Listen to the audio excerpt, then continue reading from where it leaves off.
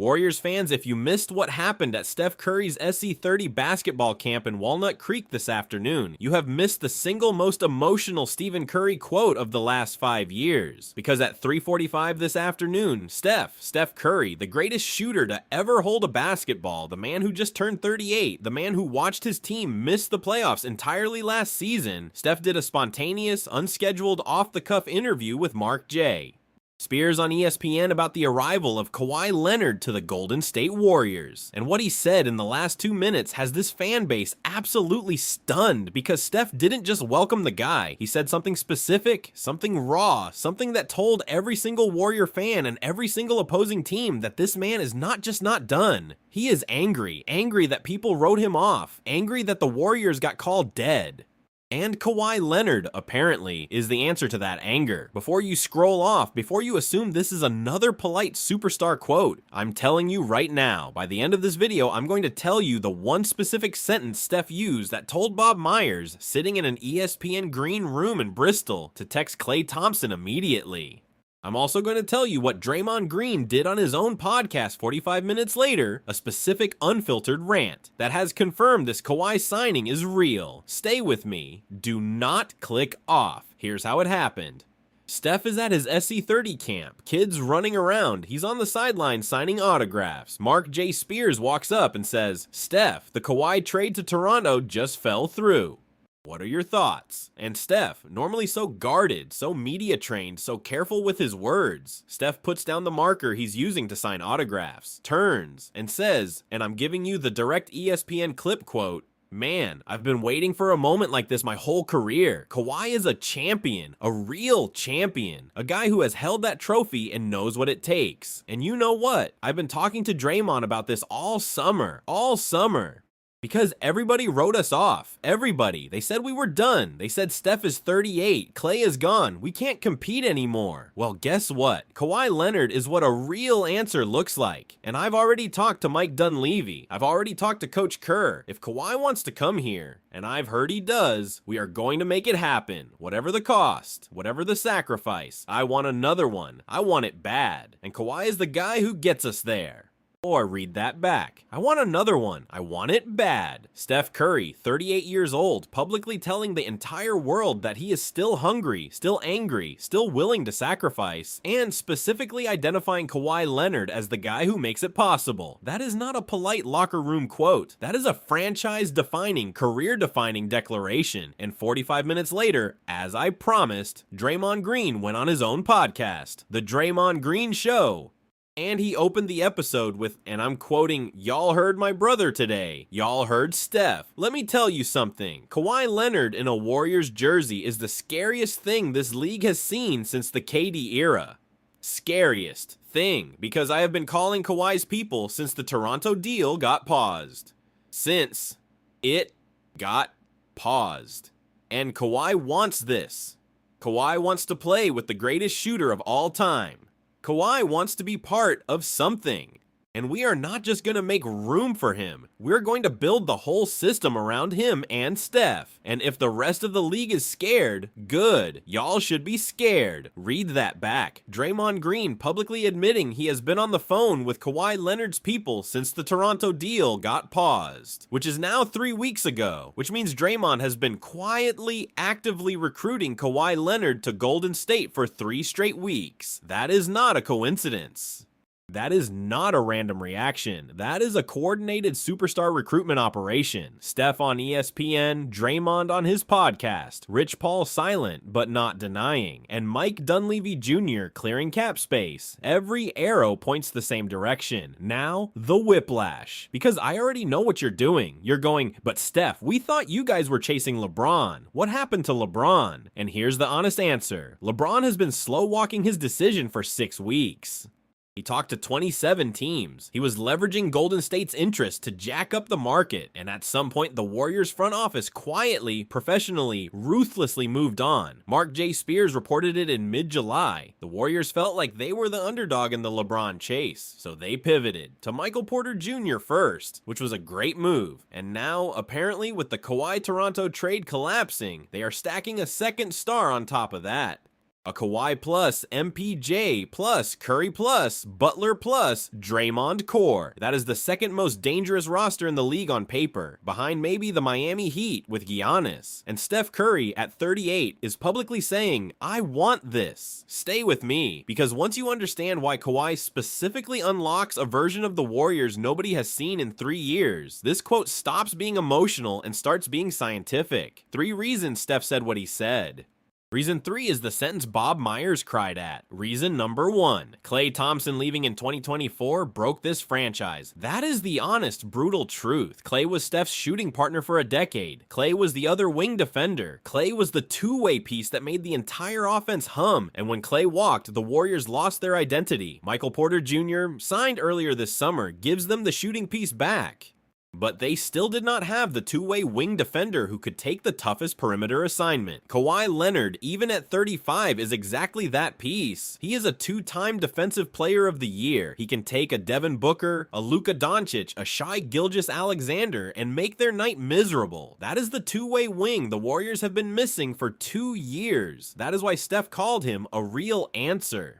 Because Steph quietly has been telling the front office for 2 straight off seasons that they need a two-way wing to replace the Klay archetype, and Kawhi Leonard walking through the door is the exact answer to that request. 2 years too late, but the answer nonetheless. Reason number 2, the pick and roll. Watch how Steve Kerr's offense works when it is humming. 2 shooters bending the floor, a big man setting screens, and a wing who can attack the closeout when the defense over-rotates. Kawhi Leonard, when he was healthy in his Toronto and San Antonio years, was the exact perfect closeout attacker in the entire NBA, because he has that patient, methodical mid-range game where he doesn't rush. He doesn't need to beat you off the dribble. He just walks you down until you make a mistake. And with Steph Curry and Michael Porter Jr.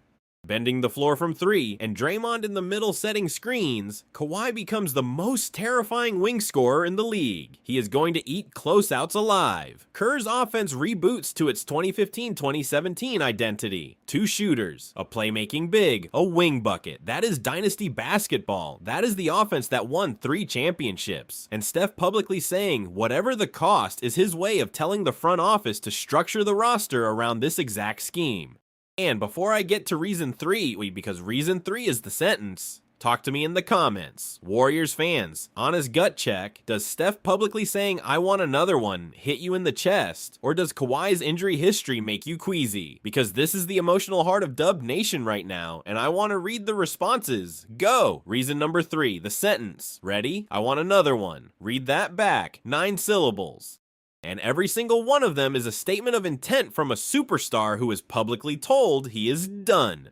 Steph Curry has 4 championships. He has 2 MVPs. He has the greatest shooting resume in NBA history. He does not need another ring for his Hall of Fame case. He does not need another ring for his legacy. He does not need another ring for anything, statistically, but he wants one. He wants it. His words, bad. That is a superstar publicly declaring that his hunger is not gone, that his ego is not satisfied, that his fire is not out. And when a 38-year-old superstar publicly declares that hunger with the specific naming of a specific new teammate as the vehicle, that is the definition of a franchise still fighting for a title. Stop, rewind. Superstars who are done chasing rings say, we'll see what happens. Superstars who are ready to bleed for another one say, I want another one, I want it bad. Steph just said the latter in July about Kawhi Leonard, about a Warriors team the entire league had buried. That is the quote of the summer. That is why Bob Myers, sitting in Bristol, texted Klay Thompson to see if he wanted to come out of retirement for 1 more year. Yes, that actually happened. Bob Myers texted Klay. Sam Amick reported it on The Athletic 90 minutes later. Klay declined politely, but the fact that the conversation happened tells you the vibe. This is a franchise fully recommitting to championship pursuit.